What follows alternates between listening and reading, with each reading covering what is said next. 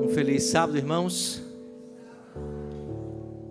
Muito bom para mim poder estar de volta aqui na Igreja Central de Florianópolis. Passamos aqui algumas quintas juntos estudando aí o livro de Daniel e a gente volta logo, quem sabe, com o Apocalipse, né? Depois que se estuda Daniel, pede-se o Apocalipse. Hoje estamos num sábado muito especial em todo o Brasil, um sábado dedicado à fidelidade cristã. A nossa irmã Ruth falou um pouquinho sobre esse livro, A Verdadeira Riqueza, que cada família recebeu, para que a partir de amanhã nós comecemos em família a leitura de um capítulo por dia, durante 21 dias.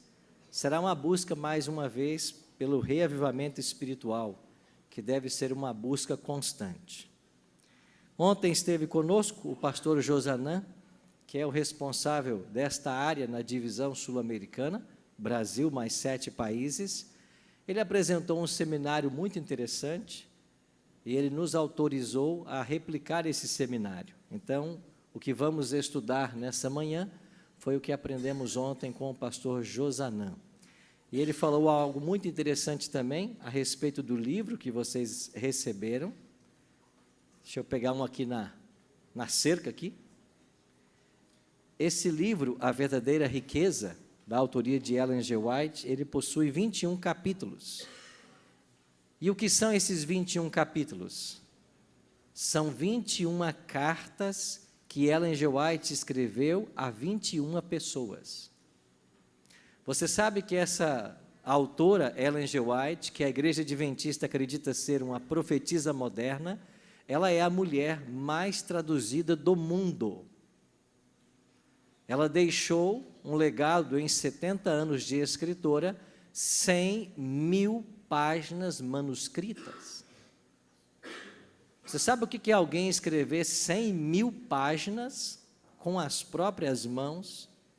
Se você dividir isso pelo tempo de vida que ela teve, que foram 70 anos de ministério, isso dá cerca de 25 a 30 páginas por dia. E essas 100.000 páginas manuscritas foram publicadas todas em livros. São mais de 60 livros que estão disponíveis na internet, em PDF, gratuitamente, para todos que desejarem. Os escritos dela podem ser divididos em livros, como, por exemplo, o Grande Conflito, que nós distribuímos aí, recentemente, no mundo inteiro, e estamos distribuindo. Esse é um livro. Ela pegou e escreveu um livro sobre o tema. Mas nós também temos cartas. Cartas foram cartas endereçadas a pessoas que viviam na sua época, dos mais variados conselhos, advertências, instruções. Então, foi feita uma seleção destas cartas, separou-se 21 delas que tem a ver com o tema da fidelidade. Então, a partir de amanhã, quando você começar esse livro, você estará lendo 21 cartas que ela escreveu para pessoas que viviam no seu tempo. E você deve pensar, bom, a carta agora é para mim. É porque essas cartas, ainda que dirigidas a pessoas individuais, elas também têm uma mensagem universal, que alcança todos nós, tá bem? Então, dedique-se tempo a partir de amanhã, um capítulo por dia com sua família, durante 21 dias. Nós seremos tremendamente abençoados. Antes de entrarmos propriamente no seminário, eu queria trazer mais uma notícia, em primeira mão, para a nossa querida Igreja Central. A partir do dia 5 de junho, segunda-feira, nós estaremos começando um programa no SBT. Então, o SBT Santa Catarina, que é vice-audiência no estado, só perdendo para a Rede Globo. Hoje o SBT tem um público potencial de 7 milhões de pessoas. E a partir da segunda-feira, dia 5 de junho, nós teremos um programa diário de 1 hora de estudo da Bíblia. E eu quero convidar você a acordar bem cedinho para nós estudarmos a Bíblia. Será de 5 às 6 da manhã. Então, às 5 da manhã, nós começaremos esse programa. Ele não tem nome ainda, temos algumas sugestões. Esta semana teremos uma reunião que vai bater o martelo no nome do programa, mas ele terá também alguns quadros, onde nós teremos momentos de interação e oração intercessora. Nós iremos mostrar o braço social da igreja, o braço educacional, a nossa obra de publicações, e é claro que mais de meia hora do programa será reservado para o estudo da Bíblia. E nós iremos abrir a palavra de Deus. Deus tem aberto as portas, tivemos uma reunião lá no SBT alguns dias atrás. Deus está abrindo as portas, nós teremos uma mensalidade com o SBT, firmaremos um contrato de 1 ano, mas eles cobrem 98% do estado de Santa Catarina. Então, quase que 100% da população catarinense vai ter acesso à palavra de Deus todos os dias, de segunda a sexta, às 5 da manhã. Estou trazendo essa notícia também para apelar ao seu coração. Se você deseja apoiar financeiramente esse projeto, basta você escrever em qualquer papelzinho que você tiver o seu nome e o seu telefone. E a saída você me entrega. Só isso. Me dá o seu nome e o seu telefone. Depois eu farei contato com você. Você pode escolher quanto você quer doar, sabendo que o seu compromisso de doação, por menor que ele seja, será um valor para 12 meses. Porque esse é o contrato que fecharemos com a SBT, um contrato anual. Então, se você quer doar, comprometa-se com 12 meses. O valor não importa. Deus certamente está abrindo as portas porque Ele quer que nós avancemos. Agora, você já imaginou nós oferecendo estudos bíblicos gratuitos, todos os dias, para as pessoas na TV? Abrindo esse livro, contando as histórias que ele contém e apresentando as verdades que nós conhecemos? Nós esperamos, amigos, um grande reavivamento em nosso estado. Eu espero que Deus toque o seu coração para que você possa apoiar esse projeto. Está bem? Movidos por princípios. Esse é o tema que vamos estudar nos minutos que nós temos. Antes de avançarmos, porém, ora comigo mais uma vez, por gentileza. Nosso Pai querido, muito obrigado por estarmos reunidos em Tua casa mais uma vez nesta manhã do Teu santo sábado. Aqui viemos para adorar-te na beleza da Tua santidade. És bem-vindo em nosso meio. Queremos abrir o Teu livro sagrado. Queremos estudar mais uma vez e queremos, através do mesmo, ouvir a Tua voz nos falando. Por isso, Pai, abençoa-nos a todos agora. Oramos em nome de Jesus. Amém. Se pudéssemos definir a Igreja Adventista em uma palavra, nós definiríamos: a Igreja Adventista é uma igreja movida por princípios bíblicos. Se você acredita na veracidade desse livro, na Bíblia, do Gênesis ao Apocalipse, se você acredita nisso, você é um adventista. Porque assim é a Igreja Adventista. Uma igreja movida por princípios. Vou dar alguns exemplos para você. Quantos nessa manhã das nossas irmãs aqui são diaconisas ou já foram? Levante a mão. Temos aí várias diaconisas. Quando nós preparamos a ceia do Senhor, nós sempre cobrimos os emblemas com um lenço branco, com um pano branco. Não fazemos isso? E eu pergunto para vocês, por que a Igreja Adventista faz isso? Por que nós cobrimos com um tecido branco os emblemas do corpo e do sangue de Jesus? Eu pergunto isso, às vezes, para as diaconisas. E a maioria diz: pastor, eu não sei. A igreja faz assim, e eu também fiz, e eu faço.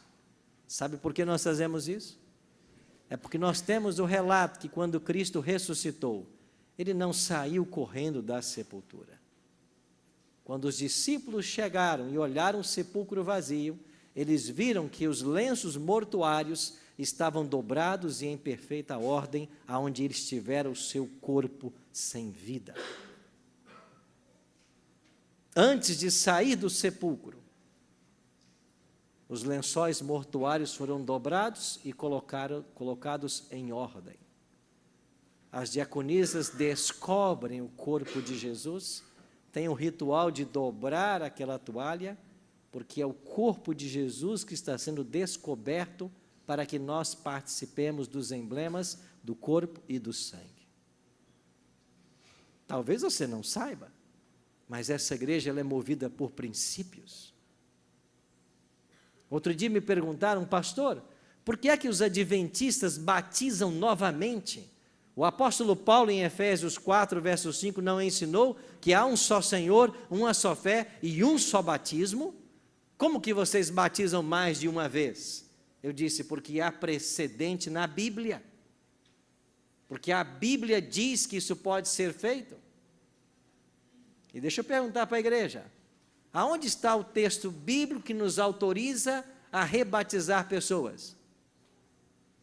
Aonde está, irmãos? Alguém que saiba, por gentileza, me diga. Atos 19, 1 a 5. Talvez você não saiba, mas Atos 19, 1 a 5 é um episódio que o apóstolo Paulo batiza 12 discípulos que João Batista já havia batizado nas águas. É um claro exemplo de rebatismo. Então, quando nós fazemos rebatismos, não é porque nós tivemos uma ideia um dia, é porque a Bíblia apresenta um precedente. A Bíblia diz que isso aconteceu. Então você pode entender que a igreja adventista é uma igreja movida por princípio, ainda que você não saiba do princípio, mas nós somos movidos. E por quê? Porque os princípios, eles confirmam a nossa adoração. Tudo que nós fazemos deve ter na Bíblia um claro assim diz o Senhor, inclusive quando adoramos. Trouxe 2 exemplos para vocês. Primeiro, a oferta de Caim. Olha o que diz Gênesis, no capítulo 4, versos 3 a 5. Gênesis 4, 3 a 5 diz assim: aconteceu que no fim de uns tempos, trouxe Caim do fruto da terra uma oferta ao Senhor. Abel, por sua vez, trouxe das primícias do seu rebanho e da gordura deste. Agradou-se o Senhor de Abel e de sua oferta, ao passo que de Caim e de sua oferta não se agradou. Irou-se, pois, sobremaneira Caim e descaiu-lhe o semblante. E como resultado dessa ira, o que fez Caim em seguida? O que ele fez? Matou Abel, que não tinha nada a ver com a história. Quem não havia se agradado da oferta era o Senhor. Agora a pergunta-chave, né? Por que Deus não se agradou da oferta de Caim e se agradou da oferta de Abel? Por quê? Porque Deus havia pedido derramamento de sangue. Deus havia pedido que um animal fosse imolado.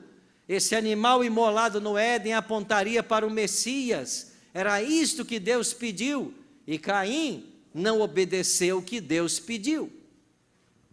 Um outro exemplo para nós fundamentarmos biblicamente o que estamos afirmando. O exemplo de Samuel.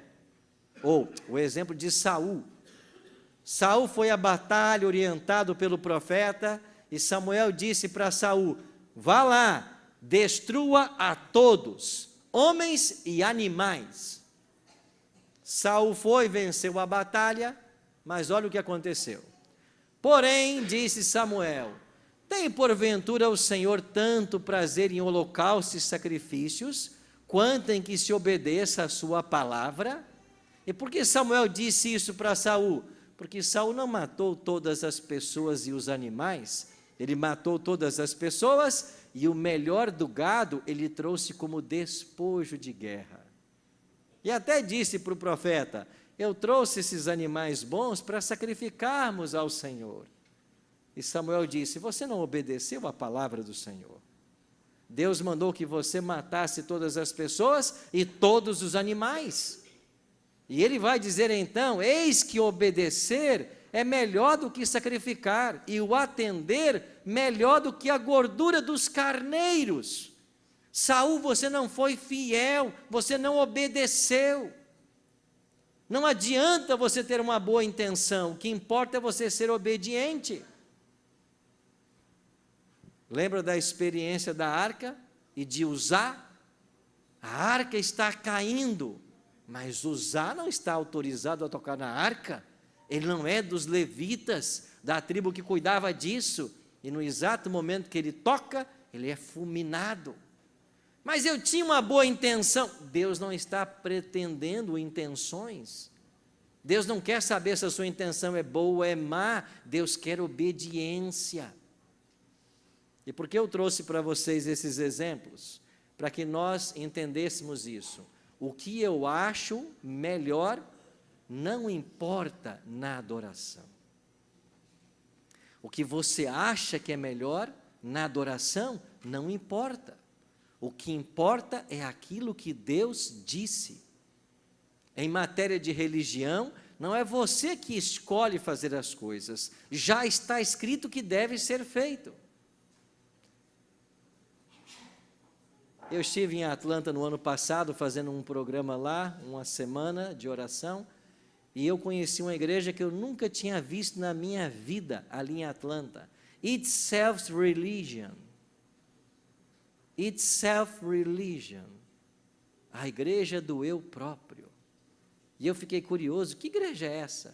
E eles me explicaram, aqui é um lindo templo, em meia natureza, e você vem adorar a quem você quiser, do jeito que você quiser. Isso é it's self-religion. E eu fiquei pensando, que interessante. Então eu posso inventar o meu Deus, inventar a minha religião, e agora já tem até uma igreja para ir lá, para adorar o Deus que eu quiser, nos moldes que eu quiser. Isso é totalmente contrário à revelação, porque em termos de adoração, não importa o que você acha, importa o que Deus disse. Vou dar um exemplo. A palavra ensina que nós, ao sermos fiéis nos dízimos, devemos devolver 10%. Ah, não, eu quero devolver 7%. Deus não aceita. Ah, não, eu quero devolver 15%. Deus não aceita. Porque dízimo não é 7%, dízimo não é 15%, dízimo é 10%. Não é você que estipula o valor. Em termos de adoração, não importa o que você acha. Ah, não, eu vou santificar o domingo, eu vou santificar a sexta-feira, eu vou guardar a terça-feira como se fosse sábado. Deus não aceita, porque em adoração não importa o que você acha, é o que está revelado. E o que está revelado é o sábado. Deus não aceita o seu dia, é o dia dele. Mas pastor, eu tenho a melhor das intenções, eu farei nesse dia tudo o que vocês fazem no sábado. Não é uma questão de escolha. Deus não disse para você escolher entre o 7 e 1 e santificar. Deus disse qual deveria ser santificado. Então escute, não é o que eu acho na adoração, é o que está revelado. E por que eu estou tocando nesse ponto? Que eu queria avançar com você sobre princípios financeiros de adoração. Olha que interessante. A nossa igreja está completando cerca de 177, 178 anos. Começamos como um movimento profético lá no ano 1844. E quando a igreja começou a crescer, quando nós fomos organizados lá em 1863, nós tínhamos 3.500 membros, 40 pastores. A igreja tinha muitas perguntas. Uma delas, quais serão os recursos que nós teremos para manter o ministério, para manter os pastores? O que nós faremos? E alguns pioneiros de nossa igreja, entre eles J.N. Andrews, J.N. Lofboro, Capitão Bates, eles foram até a profetisa Ellen G. White e disseram: irmão White, o que nós iremos fazer para que tenhamos pastores na igreja? O que a senhora nos orienta? E sabe o que disse a profetisa para esse grupo que foi lá conversar com ela? Eu não tenho nada para dizer para vocês, vão estudar a Bíblia. Vai ler a Bíblia, isso está na Bíblia. E eles foram. E eles estudaram a Bíblia.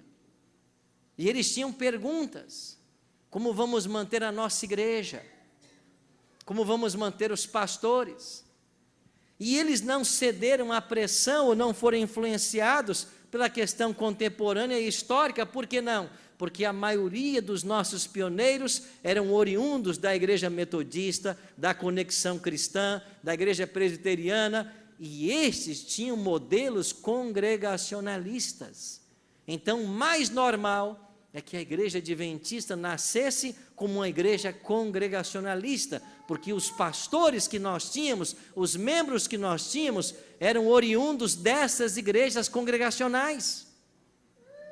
Então, a igreja, historicamente, poderia ter seguido essa linha, mas eles queriam saber a vontade de Deus, queriam ser movidos por princípios, buscaram uma profetisa, e a resposta foi clara: vocês encontrarão essas respostas na Bíblia, vão estudar a Bíblia.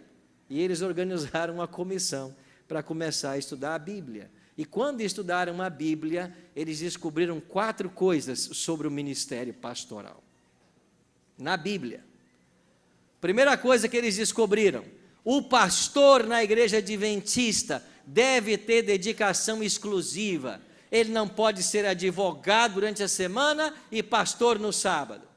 Ele não pode ser professor durante a semana e pastor no sábado. Ele não pode ser pedreiro durante a semana e pastor no sábado. Não, porque a Bíblia ensina que o levita era de dedicação exclusiva. Olha o que diz a Bíblia, 1 Crônicas 31:4. Disso ordenou ao povo, moradores de Jerusalém, que contribuísse com sua parte devida aos sacerdotes e levitas, para que pudessem dedicar-se à lei do Senhor. Então todos vão contribuir com seus dízimos e ofertas, para que os levitas e sacerdotes dediquem-se à lei do Senhor, dediquem-se aos serviços religiosos, dediquem-se ao santuário. Dedicação exclusiva. Você não tinha levita que ficava trabalhando como agricultor durante a semana e no final de semana ia para o templo. Não, eram de dedicação exclusiva. Foi a primeira coisa que os nossos pioneiros descobriram. Os pastores de nossa igreja devem ter dedicação exclusiva. E ainda ontem tivemos uma reunião aqui na associação e vários de nós assinamos um termo que assinamos uma vez por ano, onde nós declaramos que nós teremos dedicação exclusiva. O que isso quer dizer? 24 horas do meu dia estão a serviços da minha igreja. Dedicação exclusiva. Aprenderam isso na Bíblia, os pioneiros de nossa igreja. Segundo ponto que eles aprenderam: eles devem sobreviver dos dízimos. Números 18:21. Aos filhos de Levi dei todos os dízimos em Israel por herança, pelo serviço que prestam, serviço da tenda da congregação. Como eles sobreviverão? Dos dízimos que serão recolhidos. Então, quando o povo de Israel chegou lá em Canaã, Moisés morre, Josué assume a liderança, ele chega na terra prometida, cruza o rio Jordão, vence Jericó, depois vence a cidade de Ai, vence as cidades todas de Canaã, se estabelece na terra e divide. Mas quantas tribos haviam? 13, porque José teve 2 filhos. José não entra, mas entra os 2 filhos. Então eram 13 tribos, mas a terra foi dividida em 12 porções, porque os levitas ficaram sem terra. E por quê? Porque eles cuidariam do serviço religioso e seriam mantidos pelo dízimo. Então os nossos pastores deverão ser mantidos pelo dízimo. Esse foi um segundo princípio que eles encontraram. Olha que interessante. Terceiro princípio, os nossos pastores, não ser rico. Você já viu isso? É pecado ser rico? Não. Pode ter pastor rico? Pode, mas não do salário dele. Ele pode ser rico porque talvez recebeu uma herança dos pais, porque nasceu numa família rica, mas do salário dele, ele não vai ficar rico. Isso está na Bíblia. Você já pensou? Números 18, 20. Disse também o Senhor a Arão: na sua terra, herança nenhuma terás, e no meio deles, nenhuma porção terás. Eu sou a tua porção e a tua herança no meio dos filhos de Israel. Deus disse para Arão: vocês não serão ricos, vocês não terão terras, vocês não terão herança, eu, o Senhor, serei a herança de vocês. Então, com base nesse princípio da Bíblia, a igreja se perguntou: mas então quanto vamos pagar para o pastor? Ele não vai ganhar como um rico, também não vai ganhar como um pobre. Ele vai ganhar para se sustentar e ter condições de uma vida digna. E eles então fizeram um cálculo para que o pastor pudesse ter uma vida digna, mas não fosse pobre, nem se enriquecesse. Descobriram um quarto princípio, sabe qual foi? Todos devem ganhar na mesma base. Na Bíblia, segundo Crônicas 31, 15. Debaixo das suas ordens estava Éden, Miniamim, Jesua, Semaías, Amazias e Secanias, nas cidades dos sacerdotes, para com fidelidade distribuírem as porções a seus irmãos, segundo a seus turnos, tanto aos pequenos como aos grandes. Sabe o que significa a expressão hebraica, tanto aos pequenos quanto aos grandes? Não importa a função do levita, nem a função se ele é sacerdote, eles devem ganhar a mesma coisa. Sabe quanto é que ganhava o sumo sacerdote, a mais alta autoridade religiosa em Israel, o responsável pelo dia da expiação? O mesmo que ganhava o porteiro do santuário. Eles tinham uma mesma base comum. Os nossos pioneiros descobriram isso na Bíblia. E o que eles fizeram com o ministério? Os pastores serão todos assalariados, ganharão o mesmo salário. Então não importa se o pastor está hoje na igreja central de Florianópolis, que tem uma receita boa, como aquele pastor que está lá no interior do Amazonas, cuidando de uma igreja de 30 membros. O salário dele vai ser o mesmo. Isso é bíblico. E isso nos protege. Sabe por que nos protege? Porque em muitas igrejas o sistema é diferente. A igreja paga o salário que ela quer pagar ao pastor. E há uma verdadeira guerra para se chegar às igrejas que têm melhores salários. Nós pastores não. Na igreja adventista, em qualquer igreja que eu for, o meu salário será o mesmo. Você já pensou que coisa extraordinária? Isso poderia ter nascido na cabeça de um homem? Não. Isso nasceu na mente divina. Os nossos pioneiros foram para a Bíblia e eles encontraram esses princípios. Segundo, a segunda pergunta que os pioneiros tinham quando voltaram para o estudo da Bíblia: como será o recolhimento e a distribuição dos recursos em nossa igreja? Já aprendemos que temos que sustentar o ministério, mas como vai ser esse recolhimento? Então eles descobriram na Bíblia que quando Josué distribui as 12 faixas de terra para as tribos, Josué constrói 48 cidades para que habitassem os levitas, independente da região de Israel. Deixa eu ver se eu coloquei aqui o mapa, para você entender o que eu estou falando. Aqui está o mapa de Israel e as 12 tribos divididas.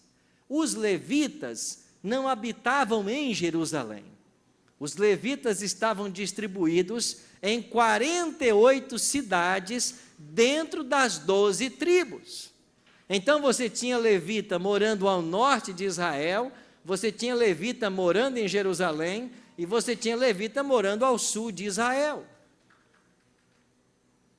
E qual foi a orientação de Deus? Primeiro, os levitas não têm terra, então eles estarão espalhados. Por quê? Porque os levitas vão atender suas tribos.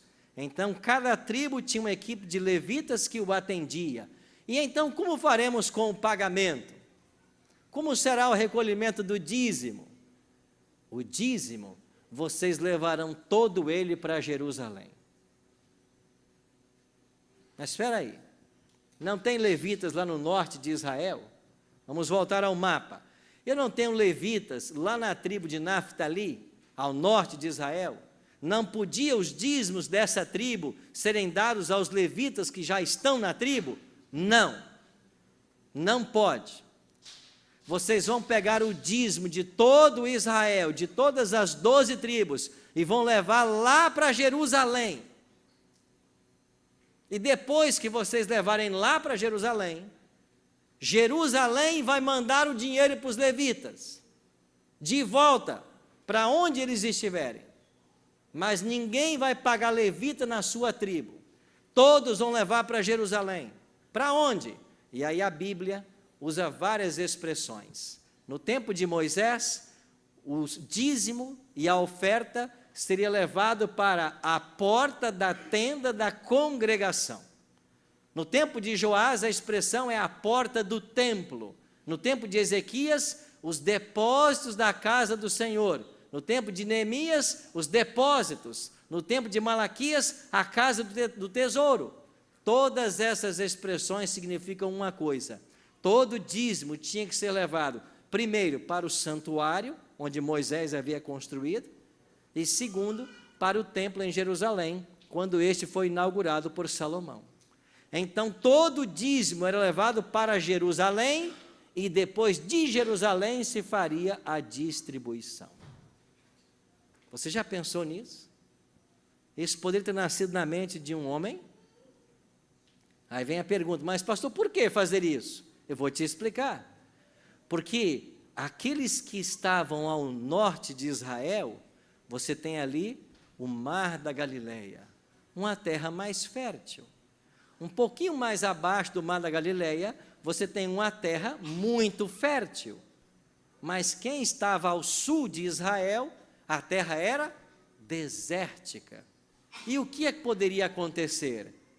Que houvesse uma briga dos levitas por estarem nas terras que mais produzissem, para que tivessem mais recursos. Mas quando o dízimo foi levado todo para Jerusalém, e de lá se distribuía de forma equitativa, ninguém estava preocupado em estar numa terra mais produtiva ou não, porque o salário deles seria o mesmo em qualquer área de Israel.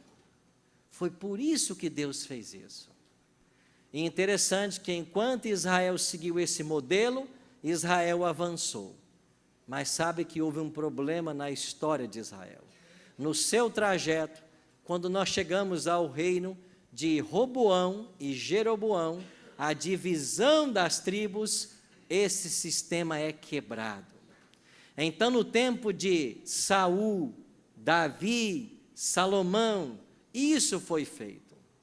Os dízimos iam para Jerusalém, para a casa do tesouro, depois distribuídos por todos os levitas em Israel. Mas quando morre Salomão e seu filho vem para o trono, nós temos a divisão das tribos. Agora você tem Roboão em Jerusalém e Jeroboão em Samaria. 2 tribos ao sul, 10 tribos ao norte. A divisão do reino. E você sabe que essa divisão aconteceu por cabeça dura de Roboão. Então Jeroboão, que era o impostor, que dividiu as tribos, que fundou uma nova capital em Samaria, Jeroboão pensou o seguinte: olha o texto bíblico, Disse Jeroboão consigo. Ele está pensando, né? Ele mesmo pensou assim: agora tornará o reino para a casa de Davi.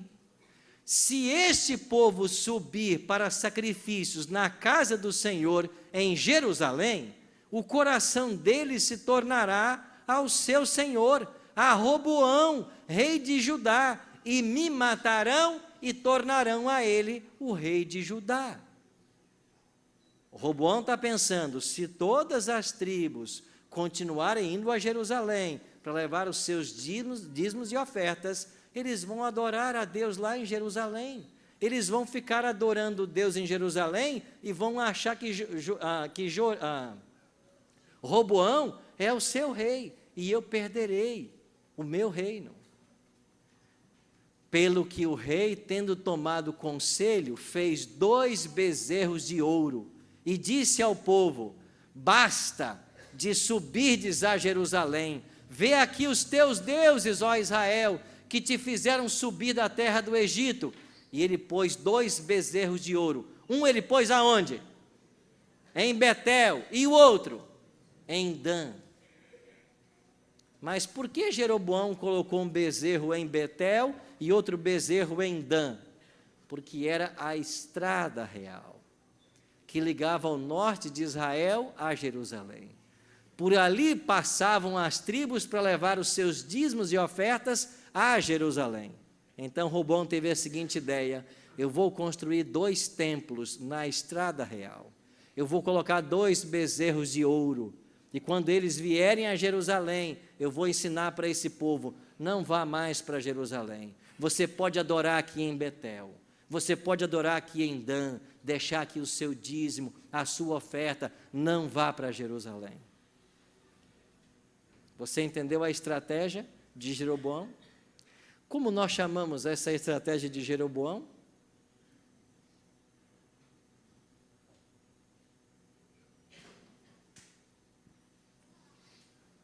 Congregacionalismo. Não levem mais os seus recursos para Jerusalém, para que então a distribuição seja feita de forma equilitária. Não. Deixe os dízimos de vocês aqui, em Betel, em Dan. Assim começou a divisão lá em Israel. E sabe o que aconteceu a partir desse episódio? Olhe os resultados. Os próximos 8 reis de Israel, a Bíblia declarará textualmente, e aí estão os textos, a seguinte expressão: e este rei continuou no pecado de Jeroboão. E este rei continuou no pecado de Jeroboão. Terceiro rei continuou no pecado de Jeroboão. Quarto rei continuou no pecado de Jeroboão. Até o 8º rei continuaram no pecado de Jeroboão. E qual era o pecado de Jeroboão? Congregacionalismo. Vamos segurar o dízimo aonde nós queremos. Vamos fazer o que nós queremos. Não mandem mais para Jerusalém. E por que o diabo estava por detrás de toda essa história? Você vai entender com esse texto que é o meu último nessa manhã. Mensagens Escolhidas, volume 2, página 159. A unidade é o que, irmãos? Leia comigo. A unidade é o quê? Queremos ser uma igreja forte, sim ou não? Sim. Aonde está a nossa força? Na unidade. Agora escute. Satanás o sabe. Satanás sabe que a força de nossa igreja está na unidade. E emprega toda a sua força para introduzir o quê? Dissensão. Ele deseja ver falta de harmonia entre os membros da igreja de Deus. Deve ser dada maior atenção à questão da união. E aqui eu vou trazer uma reflexão para você. Lembra da igreja Assembleia de Deus de 50 anos atrás? Ela é a mesma hoje? Não. Lembra da igreja Deus e Amor de 50 anos atrás? É a mesma hoje? Presbiteriana é a mesma hoje? Metodista é a mesma hoje? Não. Por que não? Porque são movimentos congregacionalistas. E quando você traz o congregacionalismo, quando você divide as questões financeiras, você vai acabar dividindo as questões doutrinárias. É por isso que não existe mais unidade nessas igrejas, porque surgiram dezenas de ramificações, e cada uma, porque tem independência financeira, caminha pela independência doutrinária. E elas não possuem mais hegemonia doutrinária, não ensinam a mesma coisa. Uma passa a ensinar uma coisa, outra ensina outra, uma já abre mão desse valor, aquela abre do outro. Então, se nós adventistas queremos manter a nossa unidade doutrinária, temos que manter a nossa unidade financeira. E se queremos manter a nossa unidade financeira, nós não podemos flertar com o congregacionalismo. Olha para esse mapa aqui. Ele não está aqui à toa. O vermelho ali é o dízimo que você devolve. E quando você devolve o seu dízimo, 10% vai lá para Brasília, para a divisão sul-americana. 10%. 10% vai lá para Curitiba, para a União Sul-Brasileira. 3% vai para o ensino religioso das nossas escolas. 1,5% vai lá para a nossa faculdade no Paraná, para a formação de novos pastores. 2,5% vai para a Rede Novo Tempo de Comunicação, para continuar a produzir os programas que a Novo Tempo produz. 1% vai para os CELS, o Serviço Educacional Lar e Saúde, para a divulgação de nossas literaturas. E 72% ficam no escritório da Rua Gisela 900, a Associação Catarinense. Para que ficam ali 72%? Para manter o corpo ministerial e de obreiros da associação, para produzir estudos bíblicos, para produzir programas, para fazer campanhas evangelísticas. Quarta-feira eu comecei uma campanha lá em Brusque. Alugamos lá por R$20 mil, um auditório, o Pai Sandu, aquele clube Pai Sandu, um auditório para 500 pessoas. Quando começou quarta-feira passada, disseram: pastor, não tem mais cadeira. Eu disse: conversem com a mulher que nos atende aí. E eles foram lá num restaurante do clube e começaram a puxar cadeira e cadeira e cadeira. Nós contamos até 550, depois não contamos mais. Quarta-feira passada. É para isso que o seu dízimo é usado.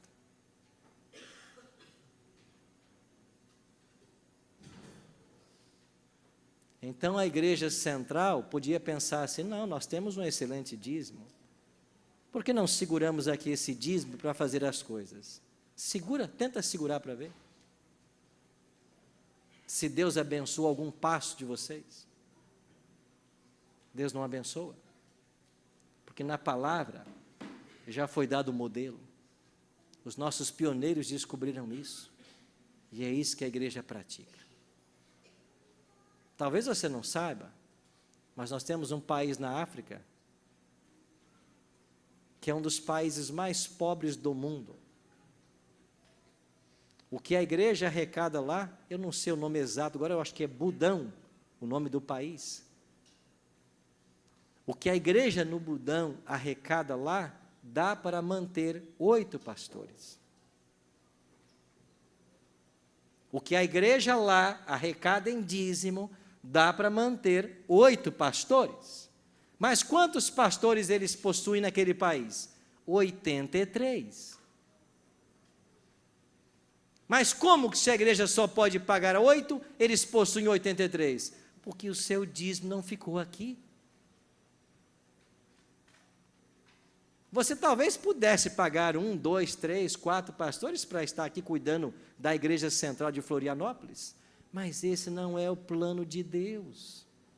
Porque se você fizer isso, os países pobres nunca serão alcançados.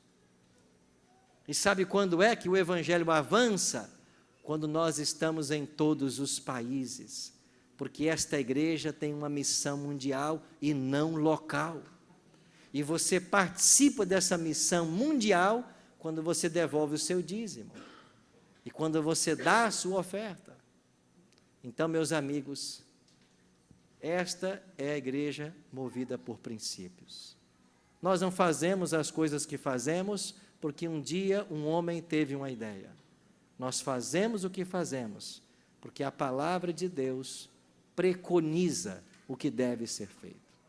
Ela nos aponta o caminho que nós devemos seguir. E eu fico pensando, quantas oportunidades Deus nos tem dado para avançarmos com a pregação do Evangelho. Mas o essencial está aqui, ó. A unidade é a força da igreja.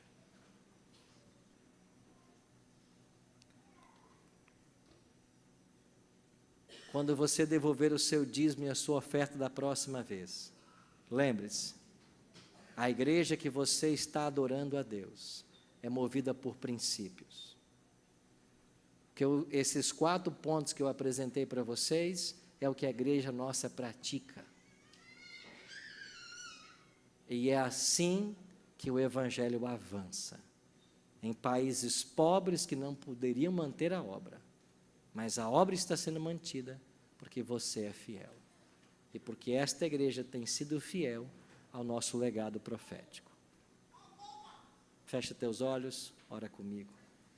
Pai, muito obrigado porque a tua palavra nesta manhã, ela nos esclarece como esta igreja deve proceder. E ela também nos adverte sobre os caminhos perigosos que constantemente se apresentam diante de nós.